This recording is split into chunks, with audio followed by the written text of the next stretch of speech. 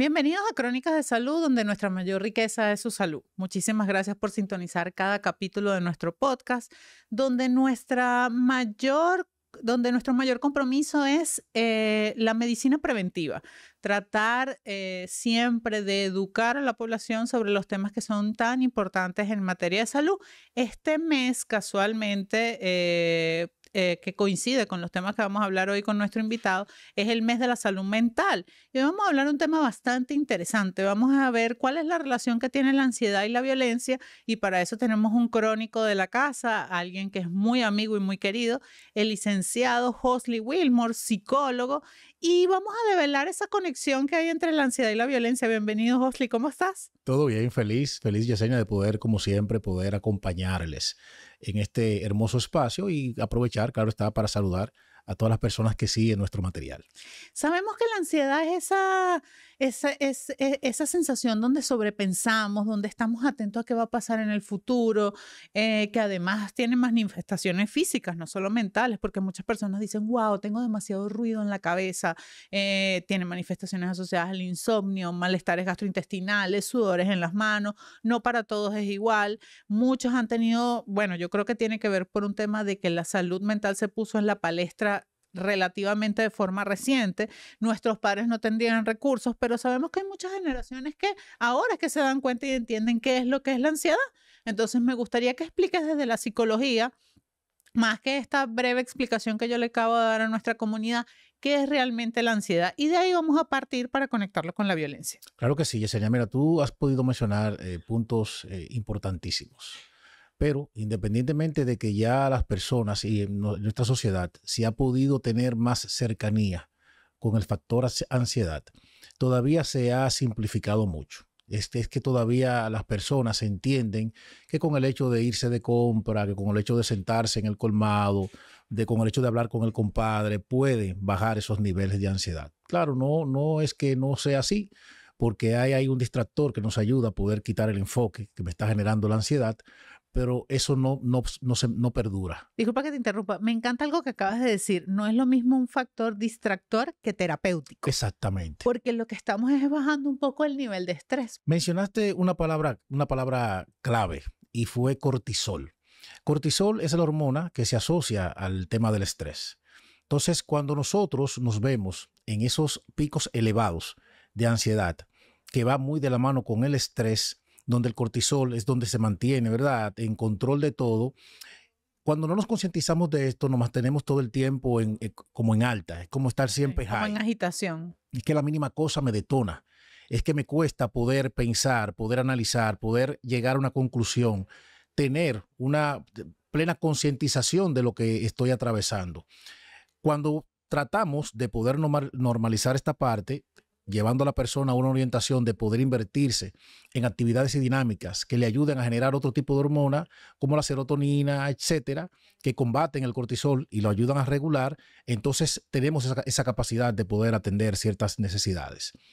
Ahora bien, ¿cómo asociamos el tema de la ansiedad con el tema de la agresividad? El estar en esos picos altos y no tener esa disposición de manejo de conflicto o de poder regular mis emociones me lleva a chocar con todo el mundo. Es que llego a la casa y el simple hecho de yo encontrar algo donde no lo dejé, eso me detona y me hace entrar en confrontación con la primera persona que yo pueda encontrar. Lamentablemente, una de las cosas que siempre se ha podido identificar en nuestra sociedad son los altos niveles de agresividad en el tránsito. Es correcto. Y justamente de qué nos pone o qué nos indispone en el tránsito que nos lleva a reaccionar de esa forma. El tema de estar metido en un tapón, no hay nada que pueda elevar más o que pueda incomodar más a una persona que perder tiempo en ese trayecto, desplazarse del punto A al punto B. Llega un momento que te pasa un motorista por el lado, te lleva el retrovisor y ya tú te desmontas de tu vehículo y ya tú sabes lo que pasa. Hemos visto cómo personas en el tránsito se entran a golpes, incluso cómo la persona baja el cristal y vocifera algo. O sea, están en un alto nivel de intolerancia. Sí, desde mi punto de vista tiene que ver mucho, uno, en que vivimos en un mundo muy acelerado donde queremos las cosas demasiado rápido. donde, bueno, además estamos en una ciudad donde el parque vehicular ha crecido enormemente y sin control, las personas se convierten en reactivas debido a estos altos niveles de estrés, como tú mencionas. Y entonces el tránsito yo creo que es como el ejemplo clásico que detona. Me gustaría que me digas qué otros casos, porque bueno, como tú bien dices, llegamos a la Sí. casa, venimos ya con el día como bastante complicado, pero ¿en qué otras situaciones cotidianas podemos ver la manifestación de la ansiedad con la violencia? En la relación de pareja. Muchas veces cuando las parejas no están conectadas, no están en la misma sintonía o no atencionan las situaciones que de cierto modo pueden alterar la dinámica en la relación, se genera esta posición de agresividad y de estar siempre eufórico. Entonces, se hace mucho el señalamiento porque tú dirás, bueno, pero ¿de qué forma entonces puede una persona autorregularse manejando altos niveles de ansiedad y pretender o procurar no chocar con todas las personas a su alrededor? Nosotros cometemos un error muy común, Yesenia, y es el hecho que el ser humano reprime mucho. Y más Ok. nosotros en nuestra cultura dominicana, para que nos puedan entender en otros países donde consumen nuestro material. Ujú. El reprimir, el yo no poder canalizar, sentarme y poder expresar, poder drenar lo que a mí me afecta, me mantiene en esa incapacidad de autorregularme.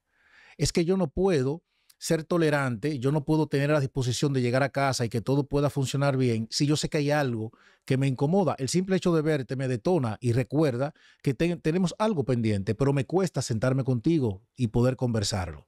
Yo creo que hay algo que, bueno, se ha visto mucho en las redes sociales últimamente y es esa imposibilidad de tener como conversaciones incómodas entre la pareja.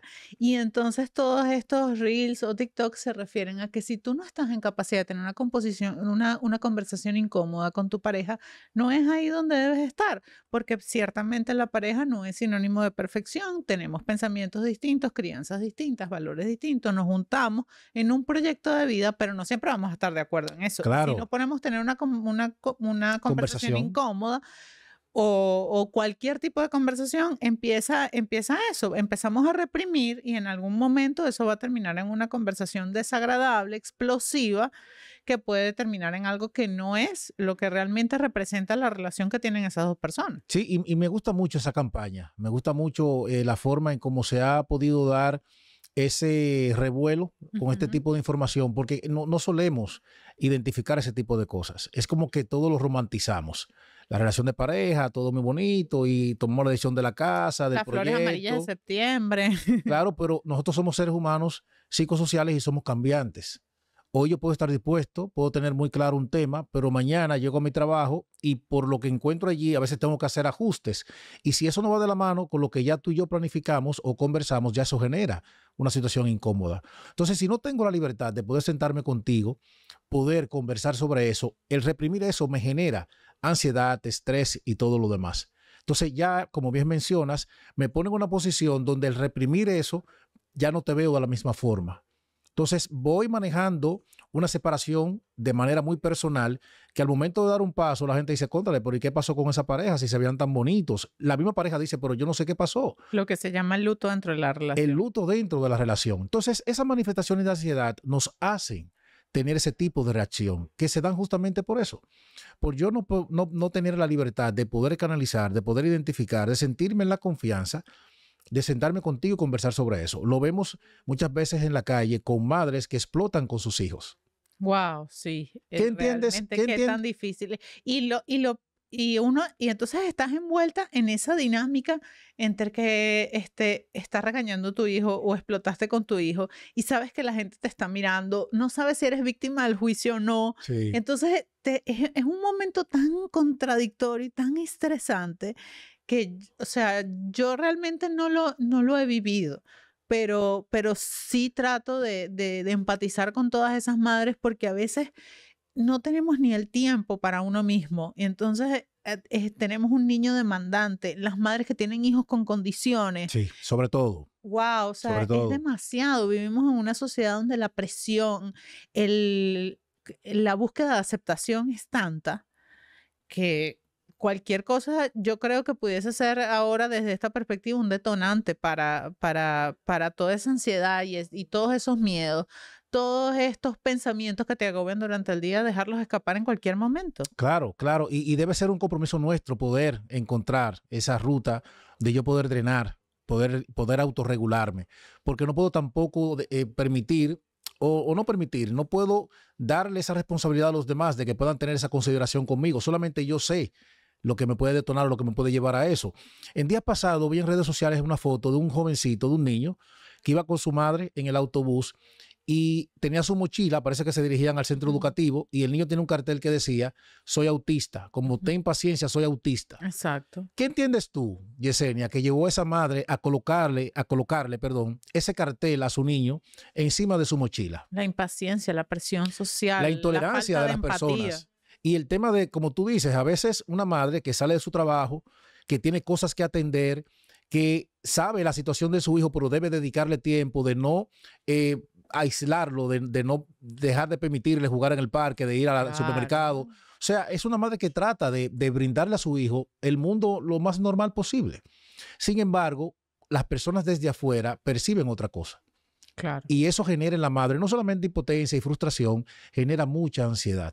Ansiedad que muchas veces no logra canalizar y detona por la parte más débil, que es su hijo. Entonces, allí vemos también cómo podemos referenciar el hecho de no poder tener una ansiedad regulada o una ansiedad identificada que me ayuda a yo poder quizás tener un mejor manejo o un mejor abordaje con las personas a mi alrededor. Hace unos minutos conversábamos de la relación depresión, estrés y ansiedad. Me gustaría que lleváramos esta conversación a lo que está sucediendo que socialmente tiene más visibilidad. Hay un incremento de la violencia importante, crímenes muy, muy violentos, personas que se están desviviendo. Ha incrementado mucho el número de adolescentes que intentan desvivirse. Y lamentablemente pues lo logran.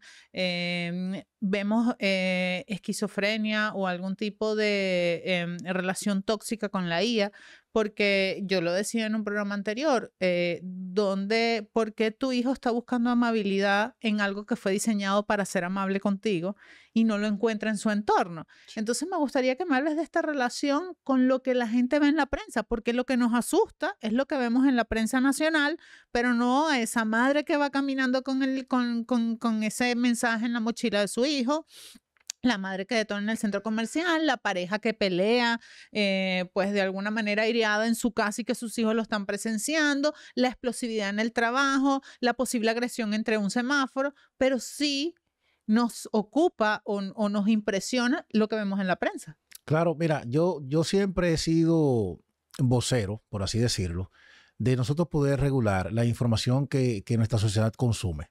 No sé si te has dado cuenta que cuando hay ese tipo de flagelos o situaciones a nivel social de suicidios, de hombres que matan a su esposa o esposas que tienen también ese tipo de acercamiento inapropiado con sus esposos y un sinnúmero de cosas más, como que los números aumentan. Es como una forma de estimular a la sociedad. Y recuerdo que también para cuando fuimos saliendo de la pandemia, una de las cosas que siempre recomendé era el poder tener el menos contacto posible con las noticias, porque eso también llevaba a las personas a un punto de excitación, de no sentirse en control por las cosas que estaban viendo en la televisión y sentirse indefenso o sin herramientas frente a esas cosas. Entonces, tenemos que tener mucho cuidado en ese sentido. Lamentablemente, hay pocos programas preventivos. Es un tema de solamente resaltar. O sí, no es que hayan pocos, es que se mencionan poco, porque sí están. Desde el Estado o hay también muchas. hay pocos en relación a la población, porque no se dan abastos. Tenemos claro Esa que es no hay otra la demanda. cantidad suficiente de psicólogos y psiquiatras para la demanda de temas de salud mental en el país. No, estamos realmente muy por debajo. Una de las quejas que tienen muchos colegas es justamente esa, que estamos viendo cómo ha detonado todo este tema de la salud mental. Se está pronosticando que va a ir en aumento la necesidad y sin embargo no hay espacios ni hay especialistas que puedan dar abasto a tanta demanda. Y eso partiendo de las personas que se han abierto a dar el paso. Nos estamos pensando en ese porcentaje que mantiene aún la resistencia, que en algún momento se pueden abrir también a poder buscar este acompañamiento. Pero existen esos programas preventivos. Lamentablemente no se promueven mucho. la prensa, por un tema de popularidad, de likes y ese tipo de cosas, promueven más las cosas negativas o el resultado de esas cosas, de esos acontecimientos traumáticos y dolorosos que estamos atravesando. Pero lo importante de todo esto, Yesenia, es poder justamente nosotros provocar que esta información pueda llegar a las personas que la necesitan y que desde la familia se pueda hacer este cambio, se pueda generar este nivel de conciencia. Yo amo trabajar con adolescentes porque es una de las etapas que más se ha crucificado, que más se ha identificado como lo peor. Sin embargo, es una etapa hermosa cuando podemos dar las herramientas que nuestros hijos necesitan. Lamentablemente, en esta etapa, nuestros hijos prefieren tener acercamiento con sus iguales que con sus padres. Pero es un tema, y es una de las cosas que he mencionado anteriormente, si yo no promuevo una buena relación con mis hijos en la etapa de la niñez, yo no puedo entender que en la adolescencia él va a venir a mí como primer recurso ante una situación de dificultad. Yo tengo que cultivar eso desde pequeñito, desde meses, desde la barriga de mi esposa, empezar a acariciar, hablarle, estar ahí, cambiar el pañal, darle la leche, bañarlo. Ese tema de ese apego, de esa empatía, de ese afecto, debe estar desde el principio. Ah, no, su mamá, yo no tengo tiempo para eso. No puedes pretender hablar con él solo cuando hay un problema. ¿Me entiendes? Solo cuando hay una mala No, calificación. mamá que se encargue de esas cosas. Yo me encargo de otras. Y al momento del niño o ya adolescente verse frente a una situación, lo primero que va a llegar a la mente es que papá nunca ha estado. ¿Por qué lo voy a hablar con él? ¿Me entiendes? Y mamá está, pero cuando hablo con ella está a la defensiva. Más que orientarme, me pelea, me acusa. Claro, porque hay un tema de valores arraigados que no son de la misma generación. Entonces encontramos más culpabilidad a veces en nuestros padres que te expliquen las consecuencias. Todo este tema a nuestros adolescentes les genera bastante ansiedad. Lo lleva a un cuadro también depresivo y una ansiedad que les afecta en todo el sentido de la palabra porque no logran concentrarse en los estudios, no entienden absolutamente nada, tienen una inconsistencia de saber en qué se van a invertir. Hoy quiero una cosa, mañana quiero otra. Y al no tener esa base sólida que necesitan, se sienten solos. Entonces, por eso recurren al hecho de atentar contra su vida o, en el mayor de los casos, elegir ellos su tutor. Es que yo prefiero sentarme con el papá de mi amigo porque he visto la relación de ellos y eso es lo que yo necesito. Entonces, empiezan a introducirse dentro de ese ya sistema conformado del amigo y su padre para poder sentir cierta compañía. Y eso es preocupante. O dentro de la mala compañía. O dentro de la mala compañía porque ese sistema que funciona para su amigo no se ajusta a lo que él también puede estar experimentando porque viene de un sistema diferente. Claro. Entonces, si nosotros concientizamos a los padres y generamos una psicoeducación donde ellos puedan entender la importancia de poder involucrarse en la vida de sus hijos desde temprana edad, créeme que el resultado de la adolescencia va a ser totalmente diferente. Podemos sentar ahí varias familias y no todos van a tener la misma posición con relación a la adolescencia. Hay padres que disfrutan esa etapa. Hay padres que gozan del hecho de que sus hijos tienen esa apertura de poder expresar, de poder hablar, de manifestarle, incluso cuando están pensando hasta intimar, tener relaciones, probar drogas, probar alcohol para ser un poquito más crudo y que nos puedan entender. Tienen la confianza, mira papi, se me presentó esto. Y el papá tiene la oportunidad, no, mi hijo, mira, no, entiendo que no, tú sabes, de una forma empática, porque no, o sea, también es la forma en como yo me puedo conectar con mi hijo en ese momento. Aprovechar ese espacio para poder darle herramientas que él pueda sentirse en control de lo que está pasando. No es un tema de yo imponer mis pensamientos, sino llevarlo a un punto de reflexión donde él pueda tener sus propias decisiones partiendo de lo que es mejor no solamente para él, sino de lo que yo le he instruido en la crianza que le he dado. Entonces, si nosotros cambiamos esta parte, podemos entender el por qué muchos adolescentes terminan haciendo lo que hacen. Vemos un adolescente que por un tema de que le quitaron el celular, dicen, no, se quitó la vida porque le quitaron el celular. Ese fue el detonante.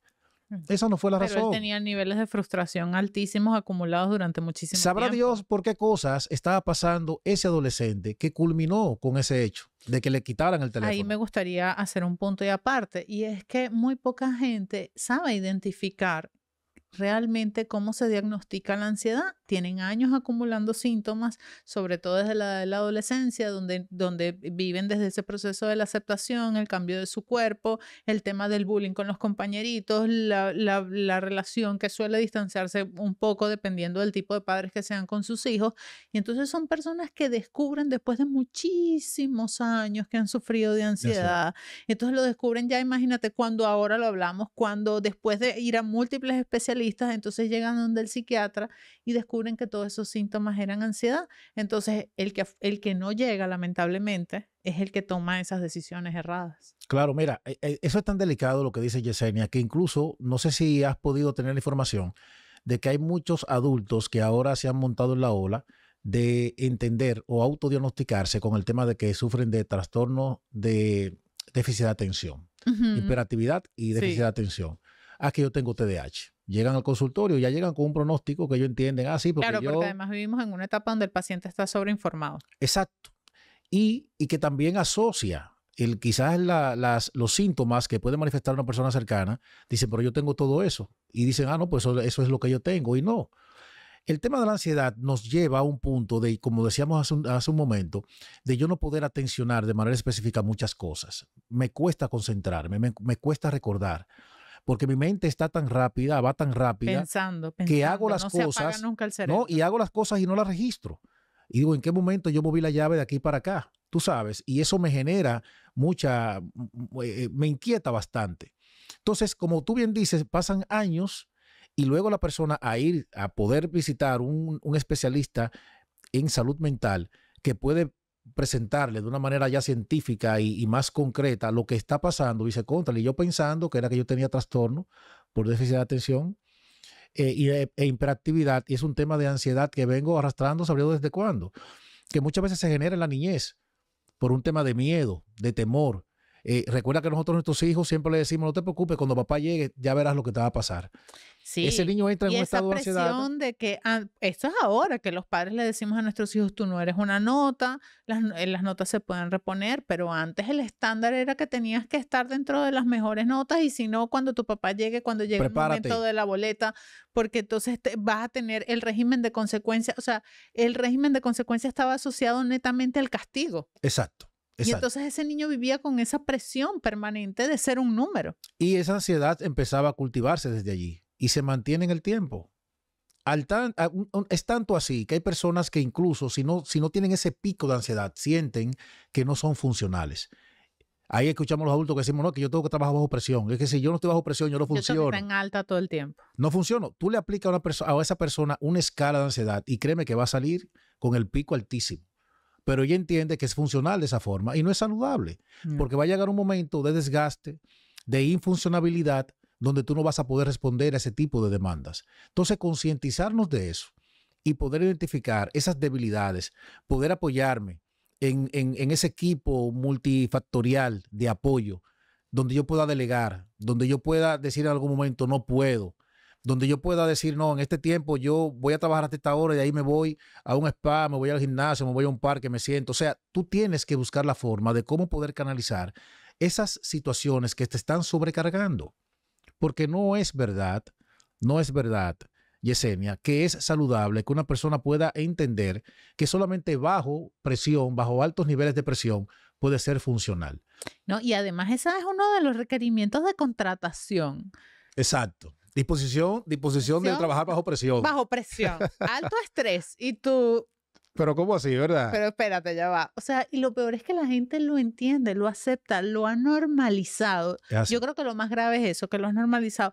Hosli, no debe haber una estadística exacta, no sé si existe, pero me gustaría que habláramos un poco de la probabilidad de cultivar ese niño, de ese producto que ha sido años de ansiedad, depresión, padres, escolar, familia, porque no solo la presión a veces viene de la escolar, viene de la familia, en las jovencitas, no te embaraces, va a pasar esto, te voy a botar a la calle. O sea, ¿qué probabilidad o cómo se mide o se puede de alguna manera presentar un número o que esa persona realmente termine siendo violenta a causa de esa presión generalizada de ansiedad y estrés que lleva a lo largo de su vida? O sea, hay una probabilidad, por supuesto que me imagino que existe, debe ser alta porque nadie puede aguantar tanta presión en algún momento, pero también puede a lo mejor derivarse en vez de agresividad en una depresión de esas que agarras cama. Claro, mira, hay un porcentaje alto, muy elevado, Yesenia, de este tipo de situaciones y empezamos a ver una quizás diferencia o un cambio cuando la persona de manera muy personal decide darle un cambio a todo eso. Es como que corto entiendo que no puedo seguir con ese patrón generacional de mi familia, de que mi abuelo era así, mi papá era así, y por ende yo debo ser así. Es que eso no funcionó para mí. Pero llegar a ese punto eh, a veces es un poquito tedioso, porque si no tengo el acompañamiento apropiado, no puedo hacerme consciente de eso, porque también lo normalizo. Es que si a mi papá le funcionó, si a mi abuelo le funcionó con mi papá y si a fulano le funcionó, o sea, yo entiendo que ese debe ser el patrón a seguir. Se cree que le funcionó. De hecho, siempre saco a colación porque, como bien sabes, me dedico al marketing. Específicamente en el marketing médico consumo mucho material y entonces vemos como las personas comentan, fui al psicólogo, fui al psiquiatra, porque había terminado una relación, porque tenía un duelo y resulta que tengo que terminar perdonando a mi papá. No sé si lo has visto. Claro, claro. Y es porque tenías reprimidas un montón de conductas, habías aprendido unas cuantas que las habías hecho de manera inconsciente Sí. y resulta que, como decían, o sea, lo toman de manera jocosa, cosa que no debería ser porque la salud mental es muy importante, pero dicen, o tengo que sanar mi niño interior o tengo que perdonar a mi papá y yo fui por un duelo porque terminé con una pareja. Y sin embargo, o escuchamos a muchas veces colegas y especialistas que entienden que no podemos todo enfocarlo al tema de poder sanar el niño interior, pero es que muchas de estas cosas es allí donde inician. El génesis de todo eso inicia en la niñez. En esas cosas que fui viendo, que fui absorbiendo de manera a veces hasta inconsciente, pero que sin embargo la estoy manifestando ahora en la edad adulta. La violencia de mi casa, la presión generalizada por las notas, por el buen comportamiento. Y ¿sabes lo más difícil de esto? O quizás lo más contradictorio, que muchas veces a las cosas que más resistencia le hacemos es la que comúnmente más repetimos. Vemos hombres que fueron producto de ser criados por una madre criando sola y dicen, no, porque yo no voy a ser como mi papá. Y llega un momento donde tienen el mismo comportamiento, buscan poco los hijos, no tienen ese nivel de presencia, o sea, para que tú puedas hacer como el contraste de esas cosas. Y son muchas veces adultos que arrastran altos niveles de ansiedad, porque en esas actividades del colegio, cuando papá tenía que estar, al no estar y tú ver ese cuadro de ver a otros compañeros disfrutando de la compañía de papá, eso genera en ti cierta inquietud que te lleva a pensar bastante. O sea, ¿será que no me quiere? ¿Será que pasó algo? ¿Será que mamá lo Pero aleja? ya ahí estás sobrepensando y Ya ahí tienes empieza el probablemente 5 ejercicio. años, estás en un acto vestido con un disfraz que tú probablemente no te querías ni poner ni estabas convencido de cómo te quedaba. La maestra te está apurando para que salgas a un escenario donde te presentas con tanta gente que tú no conoces y tu única cara confiable no está. Es así. Entonces ahí empieza ese ejercicio de tú empezar a tener cercanía con este tema de promover y de siempre estar bajo la sombra de la ansiedad. Entonces lo importante es para nosotros poder dejar un mensaje, ¿verdad?, exquisito a las personas que nos siguen en el programa de hoy. Debemos nosotros concientizarnos de eso y poder nosotros también hacer una introspección, ese análisis interno y ver qué cosas yo debo cambiar, qué de cosas debo ajustar para yo generar ese corte saludable para poder invertirme mejor con las personas hacia adelante. Es que yo no puedo traer aquellas cosas que supuestamente funcionaron en mi familia para yo invertirlas en mi familia actual, en lo que yo estoy conformando.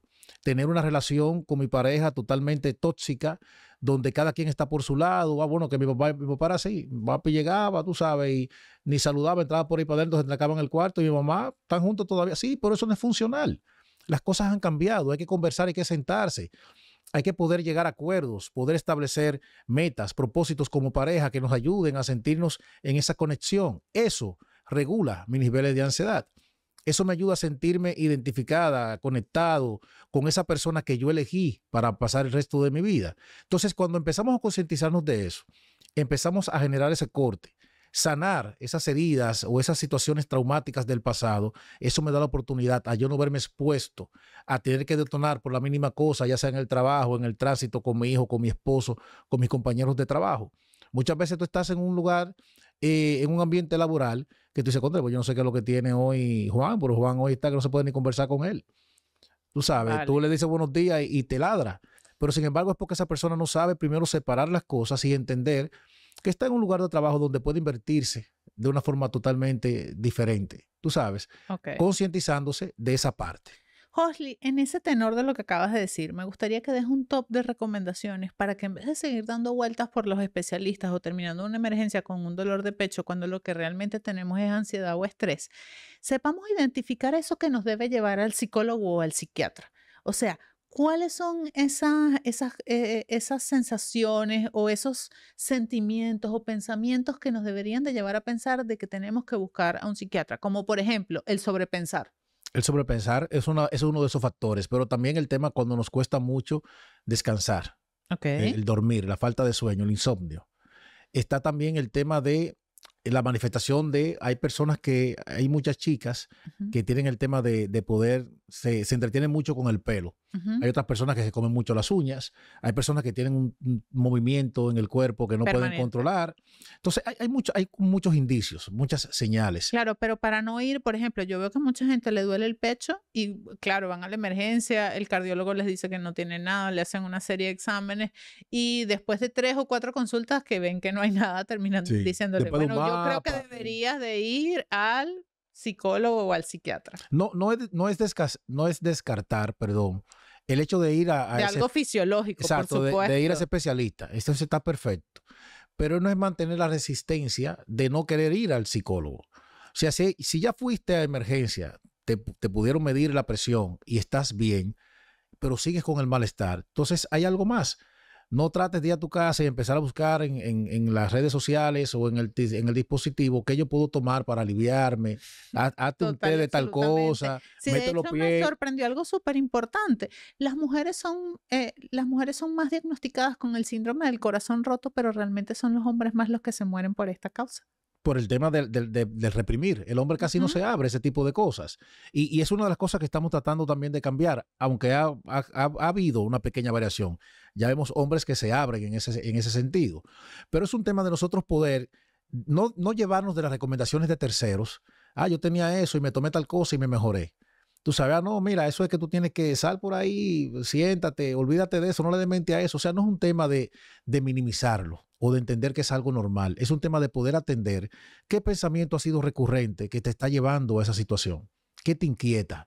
¿Por qué trato de dormir? Y es tanto lo que pienso, que no logro tranquilizarme. Es que Y yo abres siento los que ojos y sigues pensando de manera desesperada. y empiezan ya a ver, se empiezan a ver ya el deterioro por el tema de las ojeras, de la bolsa que se hace aquí. Son muchísimas cosas. Es un tema de poder nosotros promover, como decíamos hace un momento, fuera de cámara, el tema de promover el amor propio. Si yo me amo, el amarme me va a ayudar a yo poder identificarme tal cual como soy. Yo no voy a No tomar maquillar, decisiones desde la carencia. no, y no maquillar las cosas. Yo sé que yo tengo debilidades y debo atender esas debilidades para no verme vulnerable frente a otras cosas y poder darme a mí mismo Pero o es a mí que misma lo que realmente nos necesito. preocupa la vulnerabilidad y eso es algo que es humano, es una No, condición de todos. y el tema de ser siempre dependiente de. O sea, ¿por qué la necesidad de tener algún tipo siempre de necesidad de otra persona? Tú puedes atender tus necesidades, claro, y tener una conexión de manera positiva y saludable con otra persona sin verte en el riesgo de desboronarte cuando esa persona no esté a tu lado. ¿Me entiendes? Entonces, eso tiene que ver mucho con el amor propio. Entonces, es poder estar al pendiente de esas situaciones que estoy presentando, que me alteran, que no me permiten estar bien conmigo mismo para entonces dar el paso de buscar ese acompañamiento, que es aún más importante, porque si no estoy bien, de acá, de la azotea, como dicen muchos Ujú. especialistas, no puedo invertirme en nada más. O sea, no voy a estar bien para poder dar lo mejor en el trabajo, para poder tener una bonita relación de pareja, para poder tratar bien a mis hijos, para poder amarme a mí mismo. No voy a tener la capacidad de poder hacerlo. Josly, se nos acabó el tiempo, pero realmente hablar contigo siempre es un lujo de estos temas. Cuéntale a nuestra comunidad dónde podemos encontrarte, redes sociales, dónde das consulta. Claro que sí, estamos en las redes sociales como Tu Amigo el Psicólogo, tanto en Facebook, Instagram, TikTok. Estamos allí siempre subiendo material importante para que las personas puedan consumirlo. Y también Centro Calma Alma, de igual forma en todas las redes sociales. Estamos allí dando un acompañamiento apropiado a aquellas personas que han podido crear conciencia de la importancia de ese acompañamiento. Muchísimas gracias por atender a nuestro llamado. Dale me gusta y comparte para que esta información tan valiosa llegue a más personas y realmente nos aboquemos a buscar ayuda en temas de salud mental.